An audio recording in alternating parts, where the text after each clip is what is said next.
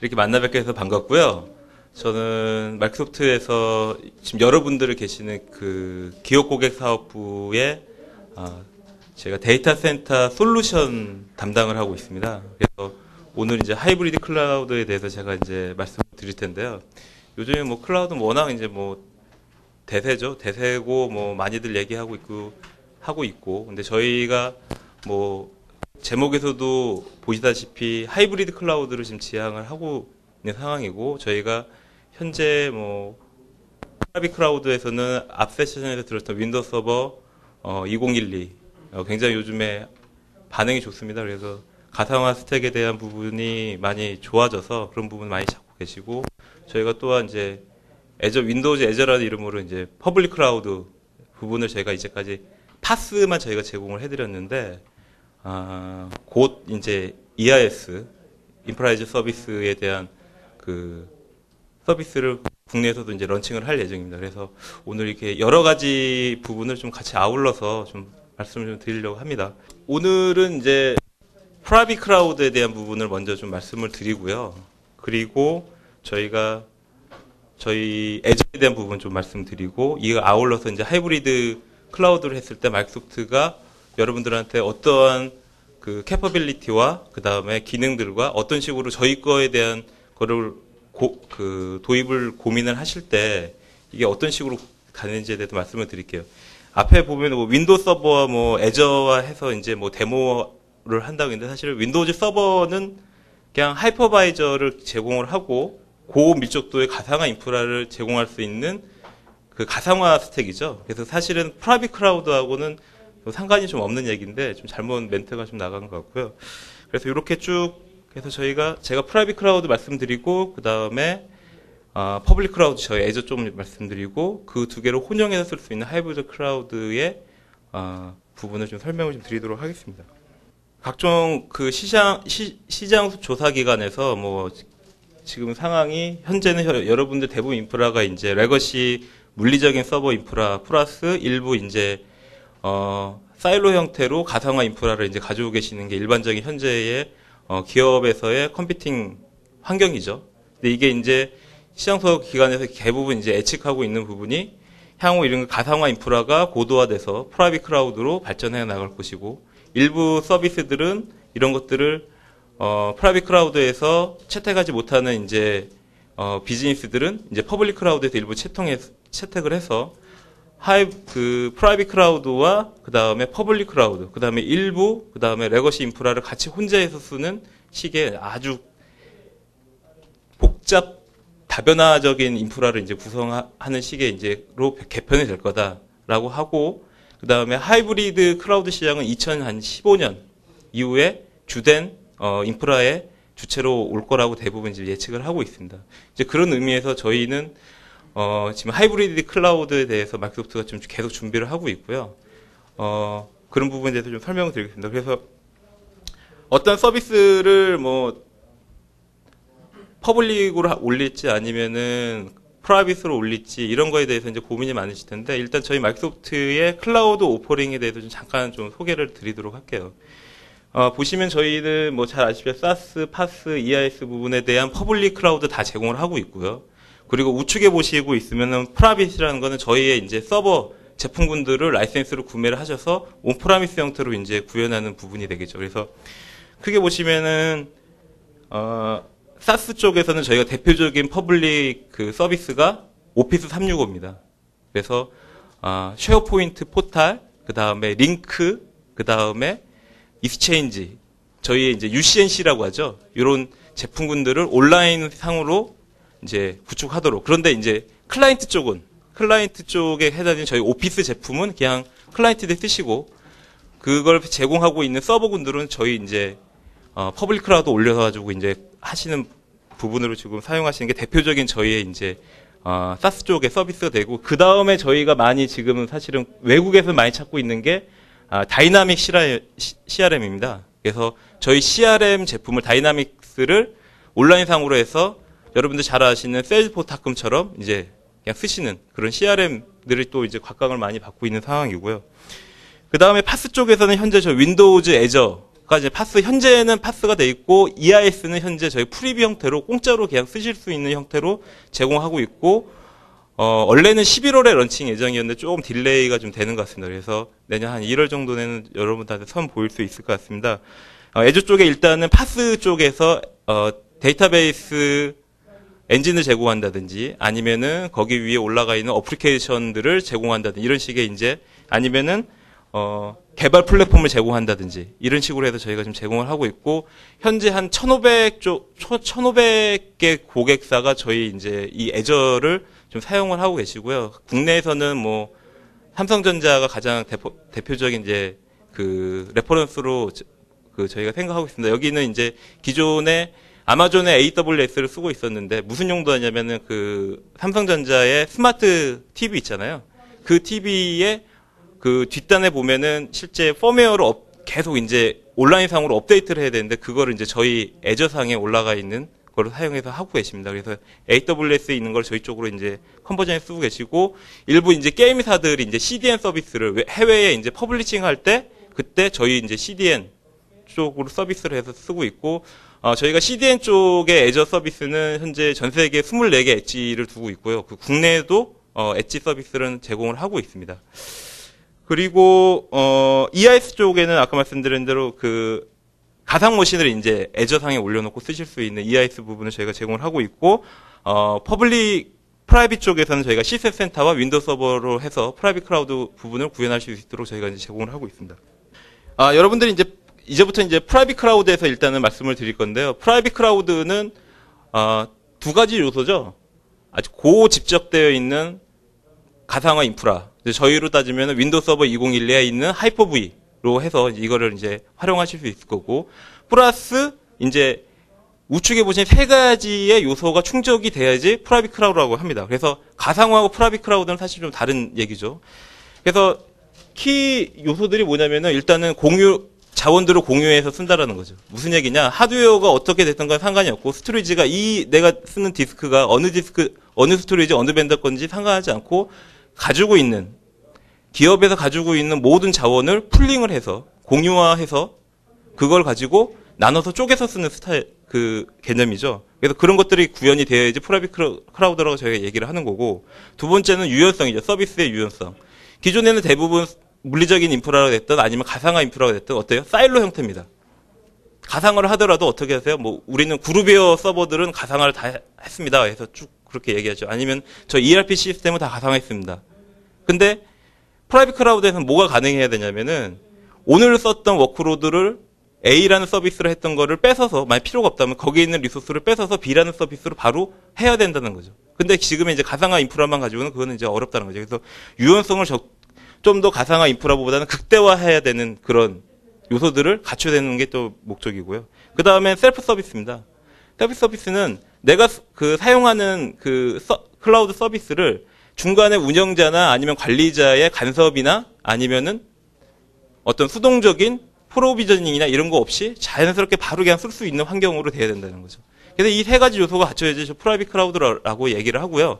이 프라이빗 클라우드로 구현하기 위한 저희 제품 스택이 시스템 센터라는 제품입니다. 그래서 이 안에 시스템 센터가 저희 2012로 해서 올 4월 달에 런칭이 됐고요. 요거에 대해서 좀 더 구체적으로 좀 말씀을 좀 드리려고 합니다. 저희 시스템 센터는 나온 지가 굉장히 오래된 제품부터 해서 새로 나온 제품까지 해가지고 여러 가지 제품들이 다 구성되어 있습니다. 여기 보시면 한 8개의 그 모듈로 나눠지고 되어 있고요. 프라이빗 클라우드, 아까 지금 말씀드렸던 그 큰 세 가지의 프라이빗 클라우드의 요건을 갖추기 위한 모든 펑셔널리티가 다 들어가 있다고 보시면 됩니다. 저희가 제품으로는 8가지가 들어가 있습니다. 요걸 하나씩 좀 설명을 드려야 뒤에 이제 데모, 제가 동영상하고 또 기능들이나 피처에 대해서 설명드릴 수 있을 것 같아요. 간략하게 설명을 드리면요. 맨 밑에 있는 컨피그레이션 부분은 저희가 윈도우즈 클라이언트로부터 비즈니스를 시작하면서 윈도우즈 클라이언트의 전반적인 변경 구성 관리를 하기 위한 솔루션입니다. 그래서 저희가 뭐 패치를 한다든지 아니면은 데스크탑이나 서버나 이런 것들의 어플리케이션을 배포한다든지 IT 자원을 관리한다든지 이런 용도로 쓰게 되죠. 그래서 프라이빗 클라우드 상에서도 가상화되어 있는 워크로드지만 이런 것들을 컨피그레이션 아이템으로 잡아서 자산 내로 흡수를 하고 그거를 이제 관리를 해야 되는 상황이 된다는 거죠. VDI를 하더라도 VDI를 다 VM들을 다 배포한 다음에 거기 어플리케이션 배포는 어떻게 할 거며 패치는 어떻게 할 거고 그거에 대한 전반적인 자산 관리는 어떻게 할 거다. 다 컴필레이션 매니저 가지고 하실 수가 있습니다. 두 번째는 모니터링입니다. 저희가 이제 윈도우즈 클라이언트 이후에 이제 저희가 윈도우즈 서버를 이제 런칭을 했고 그 위에 이제 어플리케이션들 제품들을 굉장히 많이 2000년 이후로 저희가 내놨죠.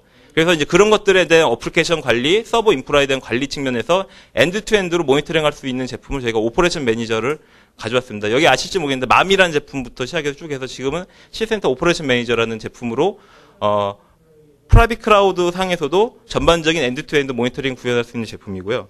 세 번째는 이제 백업하고 그 리커버리 된 부분입니다. 그래서 가상 환경에서 뭐 가상 머신을 이미지로 백업한다든지 가상 머신에 있는 특정 데이터만 백업을 한다든지 아니면 스토리지에 있는 걸 전체적으로 백업해가지고 다른 스토리지로 복제를 한다든지 그다음에 윈도우 서버 2012에서 나와 있는 그 하이퍼V 단의 DR을 구성하는 거를 저희가 그냥 하이퍼바이저 단 기능 가지고 구현이 가능합니다. 그렇게 했을 때 그 DR을 옮긴 다음에 그게 만약에 문제가 생겼을 때 그걸 다시 리커버리 하는 거를 DPM으로 통해서 하실 수가 있습니다. 그래서 그 부분을 제공하고 그다음에 이번에 좀 특이한 거는 보안 제품이 포함이 되어 있습니다. 그래서 엔드포인트 프로텍션 매니저라고 해서 EP라는 제품이 들어가 있습니다. 이건 그냥 안티바이러스 제품입니다. 그래서 프라이빗 클라우드 구성을 하실 때 거기에 들어가 있는 보안에 대한 부분도 저희가 같이 제공하도록 되어 있고요. 그다음에 보시면은 저희가 2007년도에 윈도우 서버 2008에 하이퍼V를 탑재하면서 가상화 관리를 하기 위한 버추얼 머신 매니저를 저희가 런칭을 했습니다. 그래서 VMM이 여러분들이 잘 아시는 VMM의 V센터랑 같은 기능이다라고 보시면 되고요. 얘가 하는 주로 기능은 가상 인프라에 대해서 전반적인 프로비저닝, 그다음 배치, 그다음에 그거에 대한 자동화로 구현하는 제품이라고 보시면 됩니다. 이 이후에 저희가 보면은 가상화 관리를 위한 모든 컴포넌트는 밑단에서 다 준비가 됐어요. 그래서 이제 그 다음에 저희가 이제 내놓은 제품이 저희 오팔리스라는 제품을 저희가 인수를 했는데 쟤는 뭘 하는 제품이냐면은 그런 관리 제품이 다 나눠져 있는 제품들이거든요. 얘네들을 다 묶어야지만 IT 프로세스를 자동화할 수 있습니다. 예를 들어서 어떤 사용자가 VDI를 사용한 다음에 그걸 프로비저닝하고 계정이 없으면 새로 계정을 생성을 하고 그 다음에 VM을 생성한 다음에 거기에 어플리케이션 탑재하고 거기에 모니터링 들어가고 백업하고 그 다음에 그 사람이 퇴사하면 그걸 다시 뺏어서 리소스 빠져서 다시 원복시키고 이런 전반적인 부분에 대한 워크플로우를 자동화하는 툴이 저희 오케스트레이터라는 얘기입니다. 그래서 이 오케스트레이터가 여러분들이 잘 아시는 뭐 시트릭스가 인수한 클라우드 스택 그 다음에 얼마 전에 이제 VM웨어가 이제 5.1을 내놨죠. 거기에 V 클라우드에 해당되는 부분이 오케스트레이터가 되겠습니다. 그 다음에 이제 저희가 이렇게 복잡한 환경에 프라이빗 클라우드를 구성하다 보니까 왜냐면 거기 안에 VDI도 있고 서버 가상화도 있을 수 있고 어플리케이션 가상화도 있을 수 있는데 이런 전반적인 사용자 관점에서 봤을 때 사용자들이 쓰는 입장에서의 워크플로우 아까 말씀드린 오케스트레이터 하는 거는 실제 리소스를 어떻게 배치하고 작업들이 이루어지냐에 대한 거에 대한 워크플로우고요. 그걸 사용하는 IT 사용자들을 위한 워크플로우, 티켓팅하고 요청하고 수락해주고 이런 것들을 자동화하기 위한 ITSM 솔루션입니다. 그래서 서비스 매니저가 저희가 2010년도에 개발을 했고요. 그 위에 이제 보면 어플리케이션 인사이트라고 되어 있는데 이건 오퍼레이션 매니저에서 되어 있는데 저희 ABI 코드라는 거를 인수를 해서 얘는 어플리케이션 퍼포먼스 모니터링 툴입니다. 흔히 말하는 저희가 APM 툴이라고 하죠. 얘가 하는 게 뭐예요? 어느 구간에서 병목이 생겨서 실제 엔드 유저 단에서 봤을 때는 어느 구간에 아니면 어느 코드 레벨 아니면 어느 데이터베이스에 어떤 잡에서 버틀레이 걸려서 실제 엔드 유저가 봤을 때 레이턴시가 있다라는 거 없다라는 거 판단해 주는 그런 툴이 APM이라고 하잖아요. 그 기능이 저희 오퍼레이션 매니저에 넣습니다. 이거 왜 넣는지 하면은 프라이빗 클라우드를 하면서 대부분의 로컬로드가 다 가상화되잖아요. 그 다음에 네트워크도 어때요? 다 저희가 윈도우 서버 2012에서 버추얼 스위치로 해가지고 다 쪼개고 거기에 VLAN으로 또 다 쪼갭니다. 네트워크도 가상화되고 스토리지도 가상화되고 거기 올라가 있는 서버 인프라도 가상화가 돼요. 그 다음에 워크로도 굉장히 나눠져요. 그러면 얘네들을 이런 상황에서 그냥 물리적인 서버 인프라라고 하면은 구간별 체크하는 게 굉장히 쉬웠어요. 하지만은 프라이빗 클라우드 상에서는 이런 부분이 굉장히 어렵다는 거죠. 그래서 어느 부분에 문제가 있고 장애에 대한 병목이 있는지를 빨리 캡처하는 게 굉장히 SLA나 OLA를 충족하는 데 굉장히 중요한 요소입니다. 그래서 그런 것들을 하기 위해서 저희들이 그 오퍼레이션 매니저를 통해서 이게 지금 되어 있고요. 그 위에는 앱 컨트롤러라는 게 있는데 얘는 뭐 하냐면은 내가 클라우드 서비스를 받고 있는 사용자 입장에서 내가 사용하는 그 서비스가 물리적인 서버 인프라일 수도 있고 아니면은 프라이빗 클라우드 상일 수도 있고 퍼블릭일 수도 있어요. 그리고 서비스도 내가 VDI를 받을 수도 있고 어플리케이션 가상화도 있을 수 있고 서버 가상화도 있어요. 사용자 입장이나 어플리케이션 오너 입장에서는 내가 사용하고 있는 서비스가 어느 클라우드의 형태로 제공하던 간에 원포인트에서 내가 다 그거를 봐야 돼요.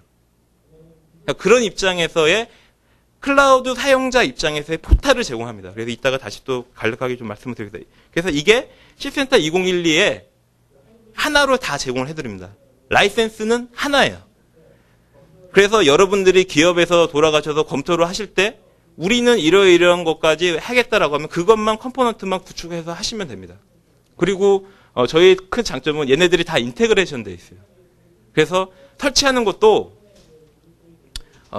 저희 그 시센터 어드바이저 통해서 걔를 내가 어떤 모드를 설치하겠다고 찍으면은 걔만 쭉 알아서 설치하는 그런 자동화 부분도 저희가 지원을 합니다.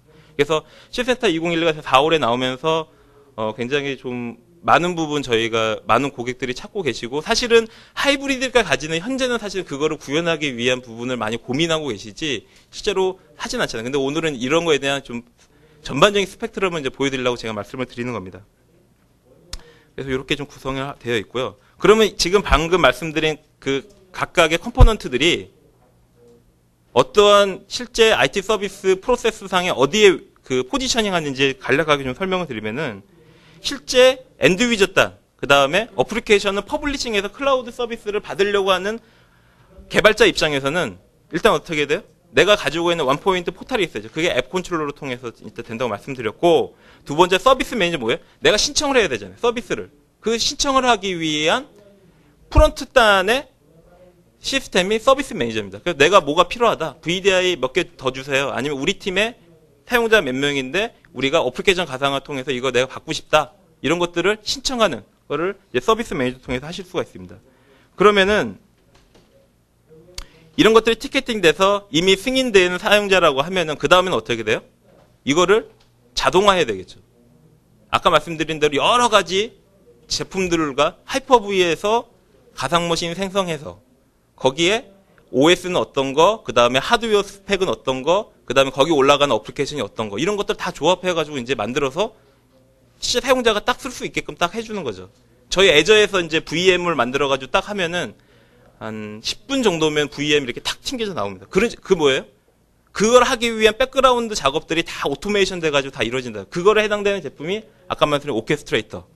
그리고 그 사용자가 쓸 수 있게끔 워크플로우를 쭉 만들어주는 게 서비스 매니저에서 해주는 겁니다. 그래서 이런 것들이 실제적으로 그걸 쓸 수 있는 리소스, 하드웨어 리소스가 퍼블릭이 될 수 있고 프라이빗이 될 수도 있고 가상화 인프라일 수도 있고 그 다음에 뭐예요? 레거시 인프라일 수도 있어요. 여기다가 이제 실제적으로 배치가 되는 거죠. 그래서 가상화 인프라인 경우는 버추얼 머신 매니저에서 프로비저닝 해가지고 실제 서비스까지 이네이블 시켜가지고 이제 주도록 돼 있고 컨피그레이션 매니저는 그 다음에 변경 작업들 패치를 한다든지 아니면 어플리케이션 배포한다 이런 역할을 이제 하도록 돼 있는 거고요.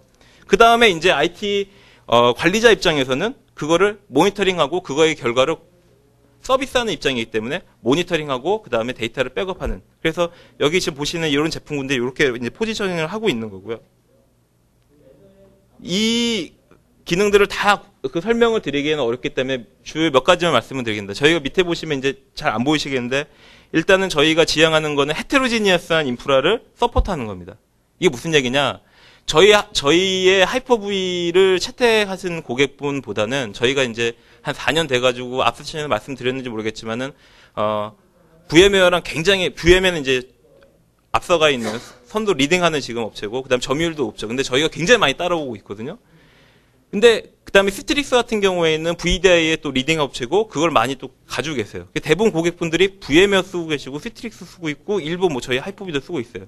그러면 투자되어 있는 가상화 인프라에 대해서 어떤 식으로 이거를 수용해야 되는 입장이에요. 저희가 만약 치고 올라가려고 하면은. 그래서 저희는 이번에 실센터 2011에서 VM 버추얼 머신 매니저에서는 이 세 가지 벤더의 하이퍼바이저를 다 지원하도록 되어 있습니다. 이 얘기는 뭐냐? 저희 이따가 데모에서 제가 잠깐 보여드리겠는데 하이퍼V에서 VM을 생성을 할 거냐, 아니면은 EXS에서 할 거냐, 아니면 젠 서버에서 할 거냐 선택하실 수가 있어요. 그래서 기존에 기투자자에 있는 헤테로지니어스한 하이퍼바이저 기능을 제공하는 것 하나, 그 다음에 헤테로지니어스한 게 또 뭐 있어요? 그 위에 올라가 있는 VM에 대한 플랫폼입니다.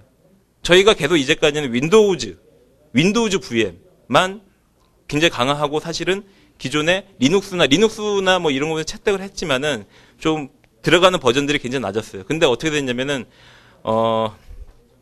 리눅스 진영에서 저희랑 협업을 해서 커널에다가 저희 하이퍼바이저를 인식하게끔 하는 인테그레이션 서비스를 아예 내장하게끔 되어 있습니다.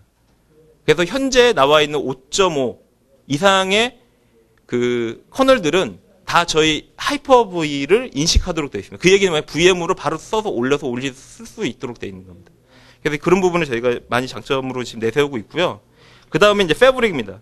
그래서 프로세스 오토메이션이라고 하는 기능은 저희가 많이 강화를 했는데, 무슨 얘기냐면 워크로드에는 분산이랄지 아니면은 배치에 대한 장애가 생길 때 덜 지금 부하를 가지고 있는 호스트로 넘긴다든지 아니면은 하이퍼브에 있는 워크로드를 시트릭스에 있는 제 서버로 옮긴다든지 이런 식의 어떤 오토메이션을 저희가 구현하는 거에 굉장히 그 중점을 둔 부분입니다. 그래서 이런 식으로 이제 뭐 라이브 마이그레이션 기능도 전에는 작업이 한 번 할 때 하나밖에 안 옮겼는데 그게 상관없이 네트워크 밴드위스가 지원하는 까지 한꺼번에 여러 개 워크로드를 VM을 한꺼번에 옮길 수 있는 걸 제공한다든지 이런 것들을 저희가 자동화의 부분을 많이 신경을 썼고요.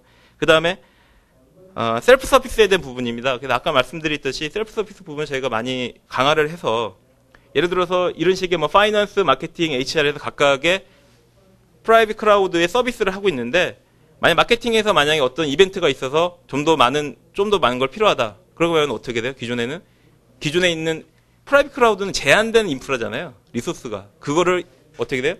파이낸스에서 뺏고 HR에서 뺏어서 그거를 마케팅에 넣어줘야 돼요. 그러면은 실제 운영자는 어떻게 돼요?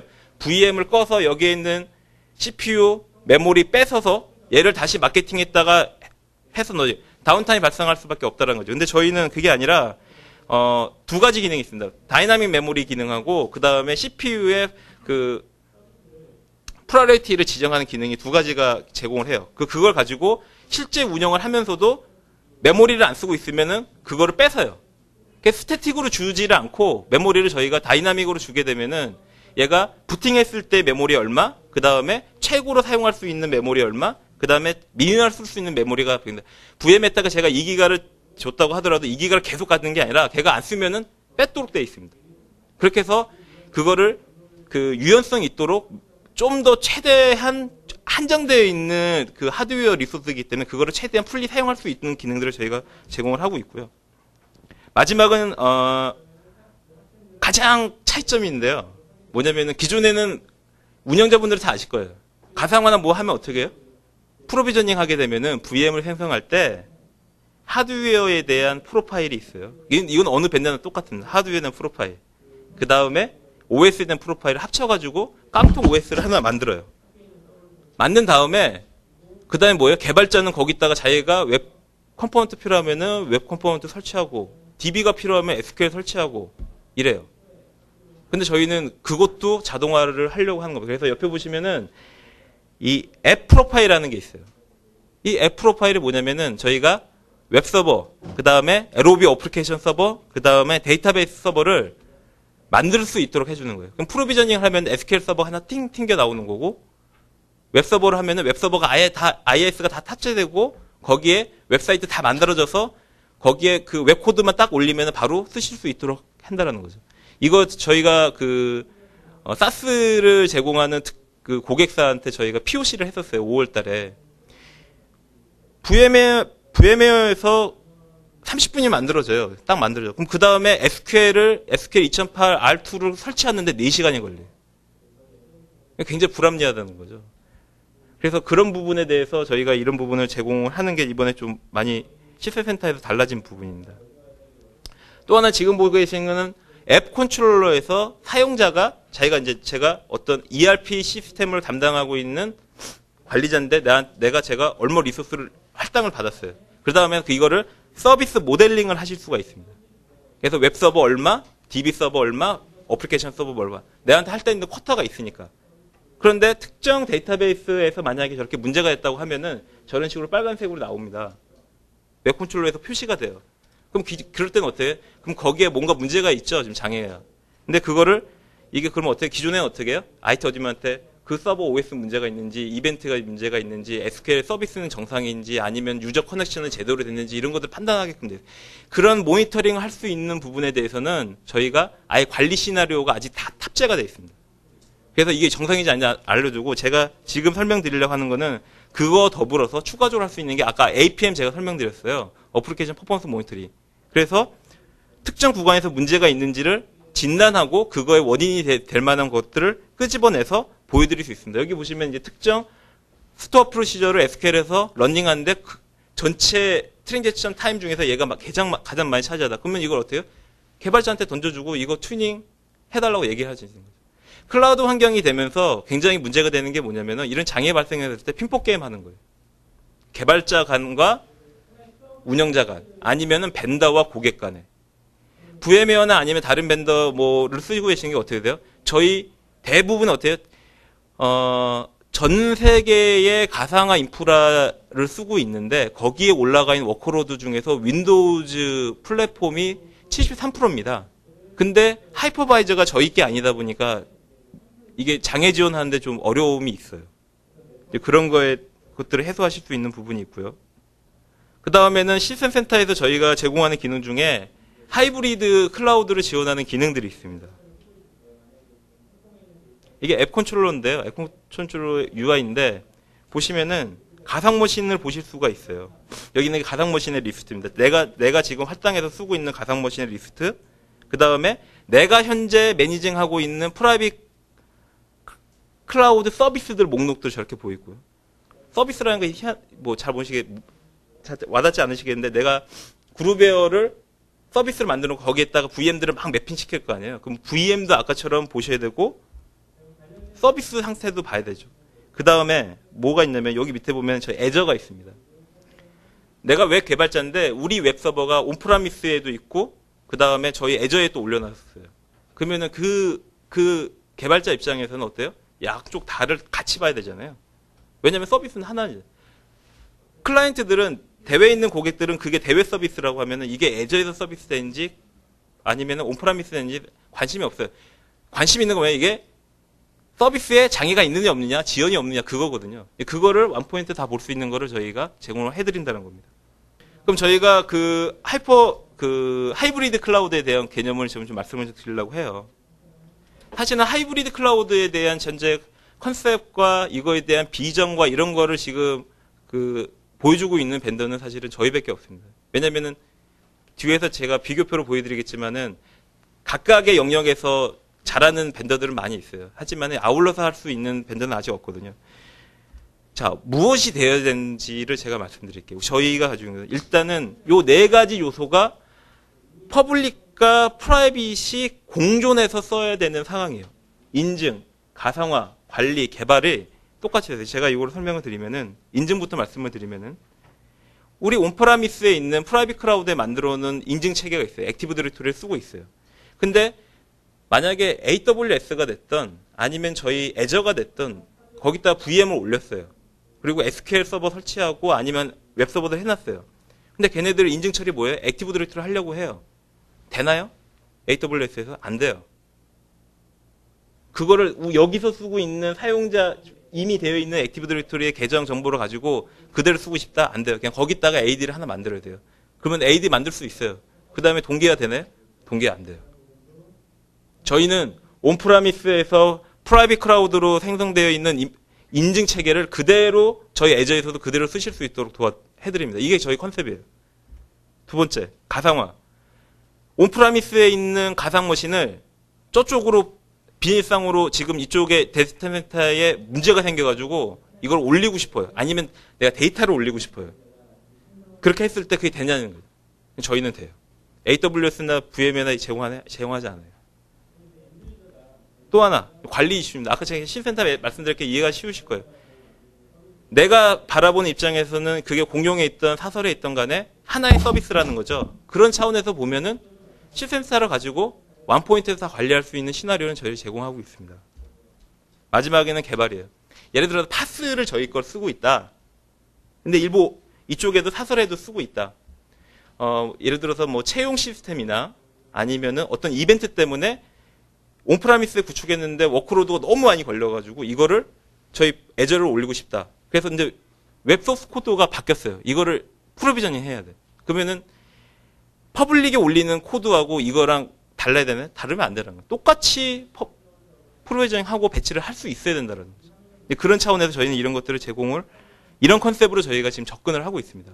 그래서 프라이빗 클라우드에서 만들어지는 인프라가 그대로 저희의 애저에서 사용하더라도 연관성 있어서 계속 사실 수 있도록 하는 인프라를 저희가 구현해 드리는 거를 저희 하이브리드 클라우드의 컨셉으로 이해해 주시면 될 것 같아요. 그렇게 하기 위해서 필요한 게 뭐냐? 네트워크 커넥터비티를 만드는 겁니다. 그래서 저희는 아까 지금 방금 말씀드린 맨 윗단의 관리 스택에 대한 네트워크, 모니터링 이런 부분, 그 레이어에 대한 부분도 제공을 하고 그 다음에 데이터에 대한 동기화도 하기 위한 것도 저희가 제공을 하고요. 그 다음에 어플리케이션 단에 뭐 큐가 됐던 뭐 아니면은 웹 어플리케이션 단인데 이거에 얘네들 단에서의 분산 처리하기 위한 동기화나 아니면 메시징 처리 이런 것도 저희가 제공을 합니다. 그 다음에 머신 대 연결성. 애저에 저희 VM이 있고 저희 온프라미스에 VM이 있는데 온프라미스에 있는 거는 SQL이고 여긴 IIS예요. 얘네들 간에 뭐예요? 통신해야 되잖아요. 실제적으로. 이런 거. 그 다음에 사이트 대 사이트. 우리 데이터 센터와 애저에도 저희가 애저를 서비스하기 위한 글로벌 데이터 센터가 7개가 있습니다. 지역적으로 그쪽에 내가 북미에서 내가 그 서비스 사용자들이 많아서 그쪽에다 하겠다 그럼 그쪽에다가 데디케이션 시키실 수가 있어요. 그렇게 했을 때 거기에 만들어지는 VM들과 우리 데이터 센터 간에 터널링을 뚫어줘야 되잖아요. 작업이 되든 뭐 데이터 통신을 하기 위해 이런 부분을 저희가 제공을 하도록 되어 있습니다. 그래서 맨 처음에는 애저 커넥터라는 기능을 제공을 아까 보셨던 그래서 웹소스 코드나 이런 것들을 동기화해가지고 간섭을 받지 않고 멀티 테넌시 기능을 그대로 구현할 수 있는 부분을 저희가 제공하는 부분이 있고요. 두 번째는 애저의 버추얼 네트워크 관리자라는 거 있습니다. 그래서 애저에도 저희가 VM이나 이런 것들이 가 있을 때 이거를 온프라미스에 있는 서브넷을 확장하는 개념으로 걔네를 그냥 흡수하는 거예요. 그래서 실제 네트워크 관리자나 버서는 그냥 같은 네트워크인 거예요. 그걸 하기 위한 저희가 그 네트워킹을 하기 위한 부분에 대한 기능을 저희가 애저에서 제공하도록 되어 있고요. 그래서 아까 사이트 또 사이트로, 그러니까 사용자가 접근해서 하는 거 커넥트, 그 다음에 VM 앞에서 하시는 서브넷을 확장한 개념으로 해서 연결성, 그 다음에 마지막은 요거 이제 보여드린 사이트 사이트대로 VPN 터널링 해가지고 이게 하나의 인트로넷처럼 쓸 수 있는 환경을 제공하는 거. 이 세 가지가 저희가 네트워크, 애저에서 담당하는 네트워크에 대한 저희 기능들이 되겠고요. 그래서 시나리오가 있으면 뭐가 있냐면은, 보시면은 좀 복잡하죠? 온프라미스에 저희 AD 서버가 있습니다. 그래서 도메인 컨트롤러 역할을 하고, 그 다음에 DNS 역할을 해주는 게 있고, 그 다음에 애저 쪽에, 오른쪽에 보고 계시는 게, 저희 쉐어포인트 포탈 서버하고, 웹 서버하고, 그 다음에 어플리케이션 서버, 그 다음에 뒷단에 SQL 서버를, 둔 거예요. 사용자는 애저로 통해서 그냥 SSL 그냥 통신해가지고 접속을 하면 됩니다. 그냥, 외부에서. 근데 이쪽에도 VM들이 있기 때문에 얘네들이 인증을 받아야 되잖아요. 그죠? 하기 위해서 이쪽에 액티브 디렉토리를 배치를 시켜야 됩니다. 그러면 이쪽에 있는 온프라미스와 퍼블릭에 있는 AD 간에 동기화를 하는 터널링을 하기는 아까 말씀드린 사이트의 터널링을 제공을 해서 얘네들 간에 동기화를 하고 인증 처리하도록 하는 시나리오를 제공을 해드릴 수 있다는 겁니다. 그러면 저 AD만 있는데 나중에 뒤에 보면 나오시겠지만은 일본의 데이터베이스는 사용자 DB는 절대로 내가 애저에는 못 올리겠다. 근데 웹서버나 이런 것들은 올리겠다. 라고 하면 DB 서버 이쪽에 다 있고 저쪽에다 이렇게 그냥 웹서버 올리는 그런 식의 구성도 가능해지겠죠. 그 다음에 SQL 데이터 싱크입니다. 지금 왼쪽에 보고 계신 게 온프라미스고요. 그쪽에 데이터베이스가 있고 이제 중앙부터 우측까지는 전부 다 지금 저희 애저입니다. 애저인데 지금 구름 표시로 되어 있는 게 뭐냐면은 글로벌 서비스를 하기 위해서 저희가 미주나 아니면 유럽으로 그쪽에다 아예 데디케이트해서 이 서비스는 내가 유럽에 있는 데이터 센터에다 넣겠다 하실 수 있어요. 지정할 수 있거든요. 애저 쪽에서. 그래서 뭐 이쪽은 아시아, 에이펙, 이쪽은 북미, 그 다음에 저쪽은 유럽 이렇게 해놨을 때 데이터베이스를 일부 그쪽 사용자들이 빨리 받을 수 있도록 하기 위해서 서비스를 받을 수 있도록 하기 위해서 이거를 일부 데이터베이스를 리드온리 식으로 올릴 수가 있어요. 애저에다가. 그런 다음에 어떻게 돼? 애저에서 또 데이터 센터 간에 이걸 또 동기화를 또 해야 됩니다. 근데 그거 자체를 저희가 자동으로 제공을 해드려요. 그래서 그게 애저의 트래픽 매니저라는 애가 통해서 그쪽에 계속 싱크 상태를 봐서 네트워크가 별로 없을 때는 그때 동기화 많이 하고 이런 식의 어떠한 그 글로벌 서비스를 위한 고객들을 위해서 저런 기능들을 저희가 제공을 해드리고 있습니다.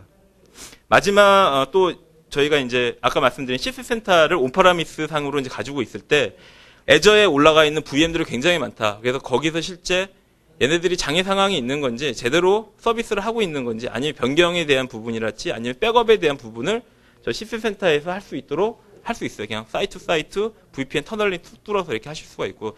궁금하신 게 그러면 야, 우리 사이트에는 장비가 VPN 장비가 있는데 이게 애저랑 호환이 될지 안 될지를 알고 싶으실 거예요. 그런데 현재 저희가 시스코어 되고요. 주니퍼 되고 4개 모델이 됩니다. 입만 개 되고 하나가 제가 기억이 안 나는데 4개 모델이 되고 이거는 저희가 하드웨어 벤더와 계속해서 이거를 VPN 장비를 쓸 수 있는 호환성을 지금 더 늘려가고 있는 상황입니다. 그래서 관리에 대한 부분도 애저에 있는 거 그다음에 저희 그 여러분 온사이트에 있는 걸 같이 해서 C센터에서 원포인트를 다 모니터링 하실 수 있는 부분을 저희가 말씀을 드리고 그 다음에 어플리케이션 모니터링도 마찬가지입니다. 그래서 여기 보시는 것처럼 가운데 밑에 부분에 있는 게 오퍼레이션 매니저에서 보이는 다이어그램입니다. 하나의 서비스를 모니터링하는데 일부는 지금 온프라미스에 있는 것처럼 보이는 거고 오른쪽으로 보이는 애저에 있는 서비스입니다. 그래서 분산대에서 서비스할 경우에 만약에 애저 쪽에 문제 생기면 애저 쪽에 이제 빨간 표시가 딱 나오겠죠. 아니면은 이제 그 온프라미스 쪽에 이제 그 장애 상황이 나오면 그거에 이제 디텍트돼서 이제 보여줄 수 있도록 저런 식의 뷰를 제공을 해드려요. 그리고 아까 이제 이건 계속 말씀드렸기 때문에 뭐 앱 오너를 위해서 이제 하나의 서비스인데 일부는 프라이빗 클라우드 쓰고 있고 일부는 저희 애저를 쓰고 있을 때 한 서비스 내에서 현재 상황이 서비스가 정상인지 아닌지를 앱 컨트롤 사용자 관점에서 이제 보실 수 있는 뷰도 제공을 해드리고 있고요.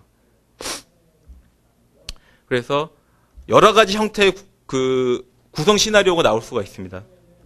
저 가운데 있는 게 그냥 엔드 유저예요. 엔드 유저인데 기존에 이제 프라이빗 클라우드에 제공하는 IS 서버에서 받는 시기였다면은 이런 식으로 이제 워크플로우가 타겠죠. VPN 터널링 뚫어서 이쪽에 이제 VPN 저희 이제 버추얼 VPN이 제공을 하거든요. 그거랑 온프라미스에 있는 VPN하고 이제 터널링 뚫으면 됩니다. 그거를 지원하는 거는 제가 아까 말씀드렸고, 그래서 그냥 웹롬만 올릴 때, 파스에서 웹 서비스만 올린 경우에 때는 어떻게 돼요? 엔드 유저가 저쪽으로 붙어서 VPN 타고 이렇게 해가서 안에 있는 웹 서버, DB 서버 인증받고 이렇게 해가지고 다시 온다라는 거죠. 저런 시나리오도 가능해주고, 고객분들이 지금은 많이 고려를 하시는 모델이 저런 뭐 중요한 DB 서버나 어플리케이션 서버는 온프라미스에 두고 그 스케일 아웃 해야 되는 웹 서버들은 이제 그 애저에 놓고 아니면 이제 DB 서버도 놓을 수 있겠죠. 데이터베이스를 동계화해서 분산 처리해야 되는 경우에 그런 경우에도 마찬가지라는 겁니다. 어플리케이션도 놓을 수 있고 아까 예제로 보였던 AD 서버 자체도 분산시켜서 볼 수가 있어요. 왜냐? 이 서비스를 받는 사람이 우리 로케이션, 한국에 있지 않고 외해외에 있다고 하면은 이런 식의 시나리오도 여러분들이 고려를 하실 수가 있습니다. DBC, 그래서 지금 방금 말씀드린 부분에 대한 구성도고요.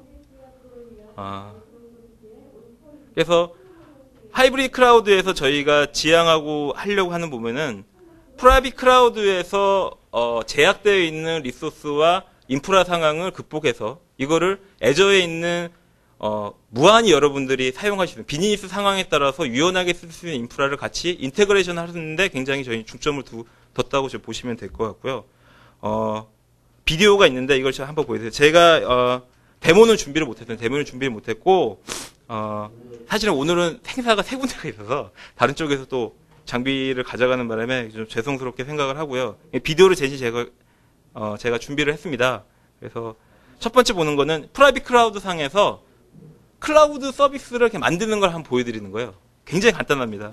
이게 이제 시센터 버추얼 머신 매니저에서 하나의 클라우드 서비스를 만듭니다. 만드는 걸 이제 보여드릴게요. 설명을 중간중간 제가 해드리겠습니다. 보시면 이 VMM이 버추얼 머신 매니저고요. 여기서 클라우드 서비스 이제 위자드 형식으로 만듭니다. 저희는 다 위자드 형식으로 간편하게 하실 수 있도록 도와드리잖아요. 자, 보시면 앞에서 어떤 리소스를 쓸 건지 지정을 하고 그 다음에 로지컬 네트워크를 지정하도록 돼 있죠. 그래서 뭐 DMZ나 아니면 인트라넷이나 아니면 특정 서비스를 하는 그 부분에 대해서 제공을 해드리도록 하고요. 잠시.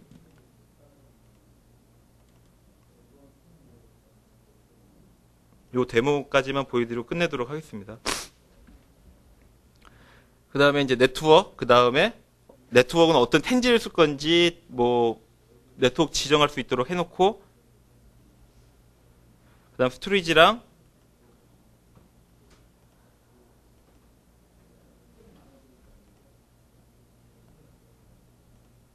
보시면은 내가 사용할 하이퍼바이저를 지정할 수 있도록 되어 있습니다. 그래서 EXS가 됐든 아니면 젠서버가 됐든 하이퍼V 지정하도록 되어 있고요. 여기 바로 앞에 뭐가 있냐면은 이 서비스를 하기 위한 용량을 설정할 수 있어요. 그러니까 메모리, CPU, 디스크, 네트워크 이렇게 해가지고 쓸 수 있도록 해가지고 그냥 이렇게 식으로 쭉 진행하면 이게 끝납니다. 그 다음에는 뭐를 하냐면은 끝난 겁니다. 서비스 하나 만들었어요. 그럼 여기다가 VM도 프로비저닝 해야 될 거잖아요. 이 뒤에 나옵니다. 그 다음에 이제 뭐 하냐면 이 클라우드 서비스를 사용할 사용자나 그룹을 매핑하는 거를 합니다.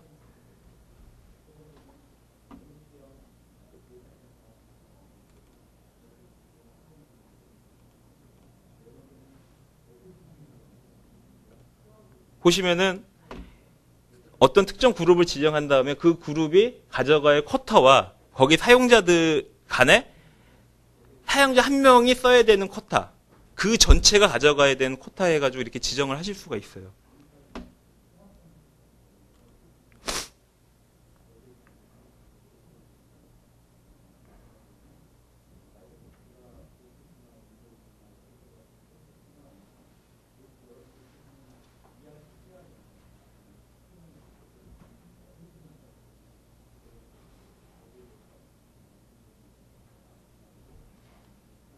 그 다음에 네트워킹 연결하고 그 다음에 요거 보시면은 앞에서 그 어떤 하이퍼바이저를 쓸 건지 딱 지정한 다음에 거기에 있는 템플릿을 내가 딱 지정했거든요. 그 템플릿 안에 어떠한 현재 템플릿이 다 들어가 있어요. 어떤 거를 이제 쓸 건지가 나와 있고 거기에 또 애드해가지고 또 하실 수가 있도록 되어 있습니다.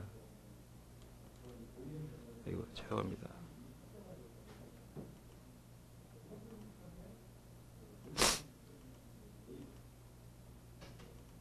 그 다음에는 여기 보시면은 그 사용자가 VM에서 할 수 있는 권한들을 지정이 되어 있어요. 뭐 셧다운을 시킨다든지 아니면은 그거를 VM을 새로 만든다든지 이런 것들을 하실 수 있도록 저희가 지정되어 있고요. 또 하나는 이제 사용자 관점에서의 앱 컨트롤러에서 제가 이제 보여드리려고 하는 거는 여기 딱 보면은 프라이빗 클라우드 하고 아까 그림에서 보여있던 퍼블릭 클라우드를 같이 이렇게 보실 수 있도록 되어 있어요. 여기에서 이제 아까 말씀드린 VM들 더 갖다가 실제 프로비저닝하고 이런 것들을 보실 수 있도록 해서 웹 UI로 저희가 제공해드리도록 되어 있고요. 요거는 커스터마이징이 가능합니다. 웹이기 때문에 이 UI 자체는 여러분들이 바꾸실 수 있어요. 근데 여기 안에서 이 사용자가 쓰고 있는 클라우드가 저런 식으로 VM이 아니라 저희 프라이빗하고 그 다음에 애저를 이렇게 같이 해서 혼용해서 보실 수 있다라는 것을 보여드립니다. 제가 또 세션이 있어서 데모는 여기까지 하고 넘어가도록 하겠습니다. 다 보여드리지 못해서 죄송하고요. 그래서 아까 보신 것처럼 클라우드 만들어졌으면 그 자기가 클라우드 들어가서 어느 쪽을 쓸 건지 지정하고 거기서 이제 VM 템플릿 가져다가 VM들 보면 여기 VM 템플릿 아까 만들어 놓은 거 있죠? 그거 쭉 해서 걔가 이제 프로비저닝 하면 끝입니다.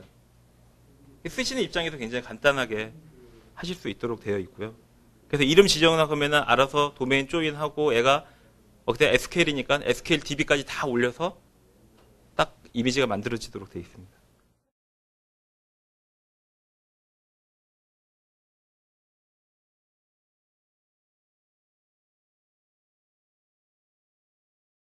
마지막으로는 저희 이제 컴퓨터 튼데 앞에서 제가 쭉 설명으로 말씀드렸기 때문에 별다른 의미는 없습니다. 참고를 하시고요. 그 다음에 저희가 여러 가지 오퍼링을 많이 제공을 하고 있습니다. 아까 말씀드린 대로 여러분들이 프라이빗 클라우드나 아니면은 애저에 대해서 어도션을 하려고 할 때 영업사원 통해서 말씀을 해주시면은 저희가 온사이트 세미나 플러스 그 다음에 POC나 아니면은 이거를 체험할 수 있는 체험센터 이런 것들을 저희가 준비하고 있으니까요. 많은 관심과 그 다음에 격려 부탁드립니다. 예, 이곳으로 제 세션 마치겠습니다. 감사합니다.